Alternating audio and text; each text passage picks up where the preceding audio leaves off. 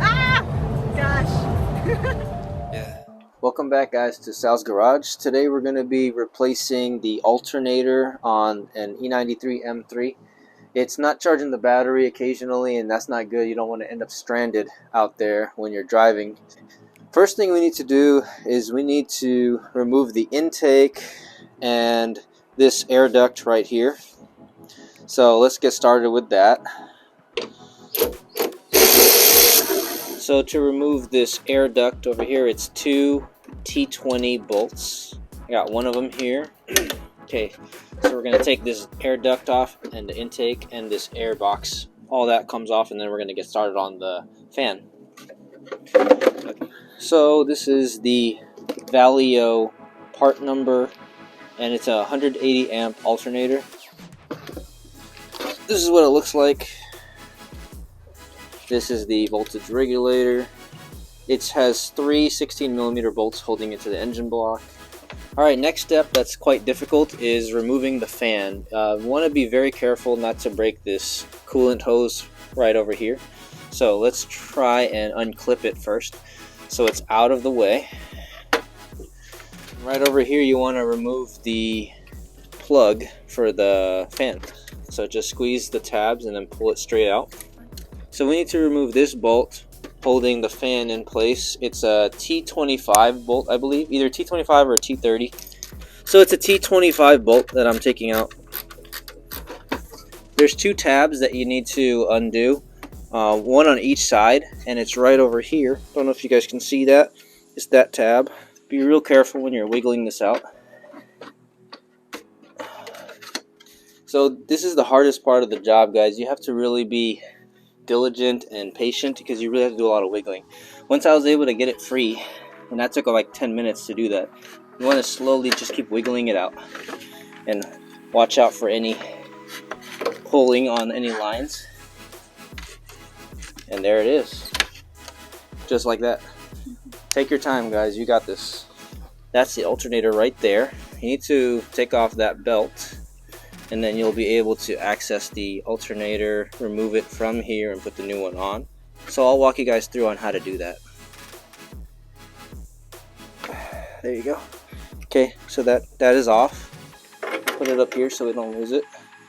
Oh my gosh, this is heavy. Okay. I think I got the belt off.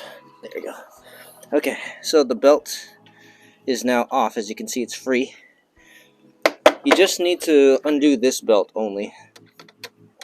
So before you even touch the alternator, make sure you unplug the battery. And it's a 10mm nut. And then pull out the ground cable here. Okay. Alright. So that's off. Make sure you block your trunk so that it doesn't close on you and then you will be locked out. So it looks like it is angled like so, and we've got what looks to be two bolts, two 60mm bolts, one here and one here. So let's get those out, and then this alternator is most likely seized to the block, so we're gonna have to probably pry it out. It's probably really stuck on there. It hasn't been removed before, I bet. So let's take the top one off first. It's actually not too tight. It's quite a long bolt. This is the top one. Okay, got it loose. Whoa. This is the bottom one. Here we go. Pry it loose. Try it.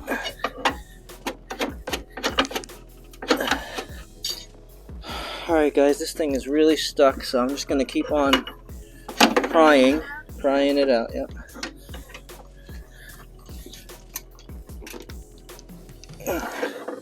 As you can see, I'm pretty much lifting the engine almost. I feel it, it's loosening up, but the problem is there's just not a lot of space. Okay, I got it. Alright guys, it is loose now. Let's find a spot. So yeah, wiggle and pry. Now we need to unhook the connector back here. As you can see, this connector, do the best you can, wiggle, and there it is. Get my hand.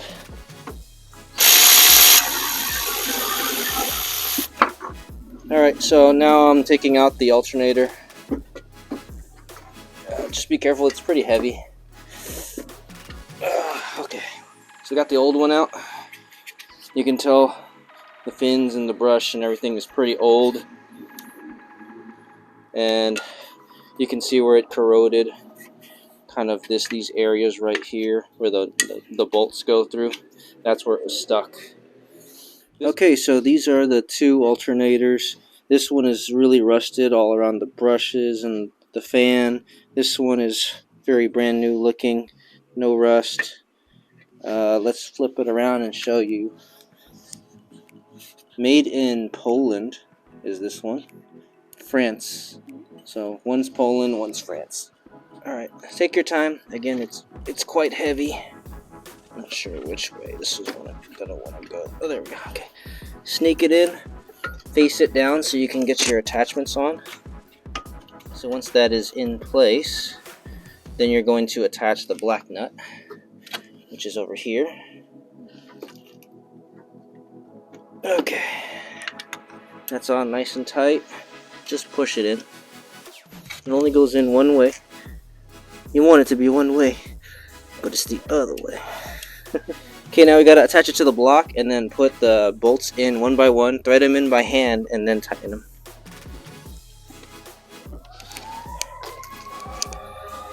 So I'm gonna put the bottom one in first and see what happens. Okay. Now I'm gonna try and do the top one. This one's tricky. You have to really find where it goes. So we shall see here.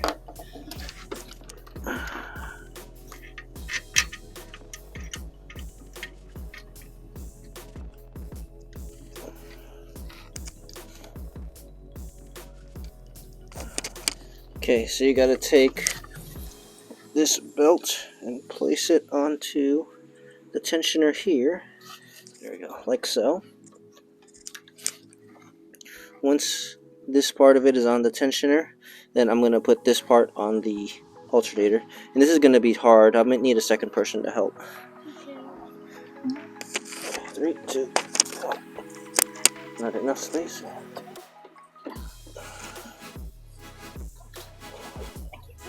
Hands it away. I don't know, I can't see. I think it's on it. I think it's on it. Okay, now we just need to double check. Make sure it's under. Alright, so we have the belt on, and you want to make sure that it's on the ribs here. It's in the correct section.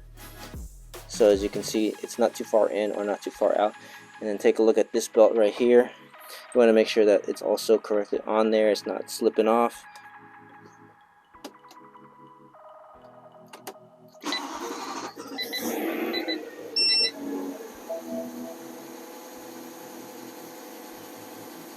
Alright, so now that everything is working correctly, we've confirmed it, I'm going to go ahead and put the fan back on.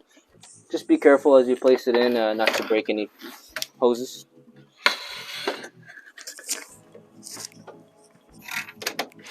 Wiggle it in, and thanks Ellie for helping me. The tricky part is sliding it in there, but once you're in, it kind of falls into place eventually.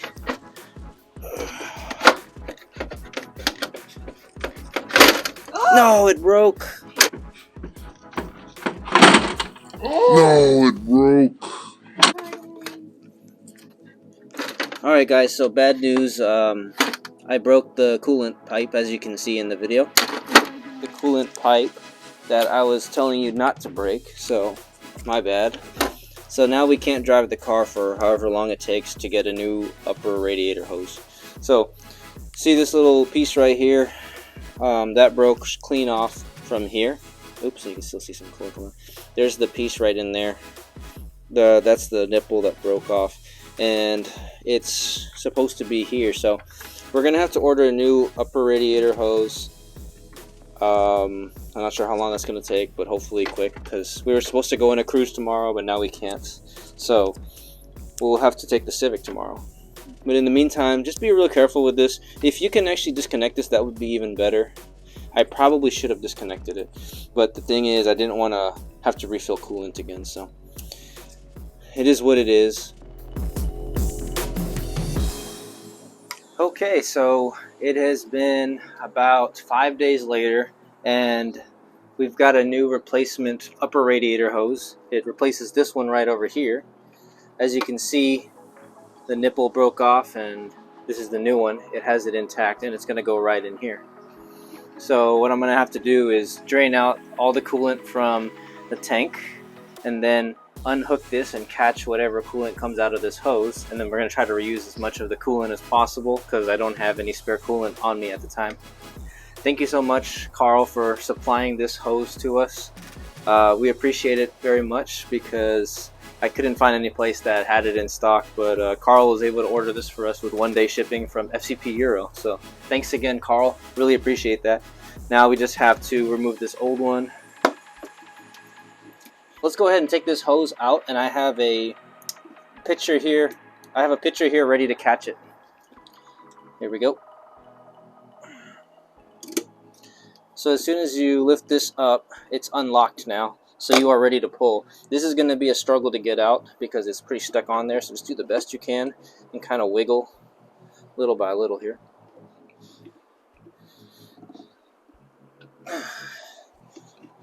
As I'm wedging it out, I'm going to give it some persuasion with my left hand and really pull.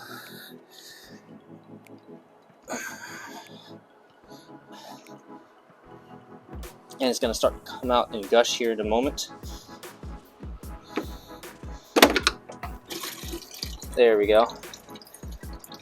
So I'm putting most of it into the bottle. Alright, so I'm going to do the same thing. I'm going to pop this. Oh, goodbye clip. You don't need it? No, we don't need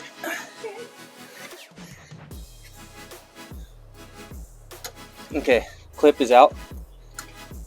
Now, it's time to do the same thing. Wiggle really hard. The good thing is the thermostat is metal or aluminum, so you're not going to break anything, so you can wiggle as hard as you'd like. Here we go. Oh, this one's actually coming out pretty easily, so I'm going to get this one ready here because it's going to start dripping. Wiggle, wiggle, wiggle. Oh, it's too far. No, you got it, you got it. Okay, we got the old one out. That's good news. So this is the old one right here, and this is the new one. So length seems to be about the same. This is a company called Rhein or Rhein. R-E-I-N. It's not OEM, but it's much cheaper than this one, which is BMW product. So I'm going to go ahead to install it. You want to take the clip out or pop the clip out so that it's in position to push it in. Alright, putting it in. It's still dripping, so I gotta really put this in. Make sure you have the pipe all the way in before you clip it back. So there you go, now it's all the way in. You can tell it's in because if you try to twist it, it's not twisting. So now what I'm going to do is pop the clip right over here, close that clip, and then once that clip is in, you can pull it as hard as you like, and it's not going to come off. Okay, so it's on. Now I'm going to make sure it's all the way in. There's no gap right here. Alright, see that? That's how close you need to go in. No gap at all. Now you can close this clip. So there you go. Now that's all the way in. Okay, so I didn't hear it. okay, so you need to hear that click. If it doesn't click, it's not all the way in. Nice job, guys. We did it. This one's clicked into place. Make sure it's all the way in. There's no gap over here. Now we can go ahead and we can put this coolant hose back on. Put it all the way in, and then tighten your hose clamp once it's on. I think it's worth disconnecting the upper radiator hose so you don't break anything, because you'll be out of commission for a couple days. Go ahead and put your hose through these little clips here on the radiator fan. So right now I'm putting on the two 10mm bolts for the air box, the bottom part of the air box. And everything is back on. Now we need to fill the coolant. So when you take off the coolant expansion cap, you'll notice it's empty. You can't even see the little needle anymore. So I take off the cap. What the hell? Someone's burning out over there. Okay. Anyway, I took off the bleed screw over here so that we can fill in without any air bubbles or air coming into the system. I'm going to go ahead and take the old coolant that we caught. This is how much of it we caught right over here. So you can see. Let's go ahead and start filling it in.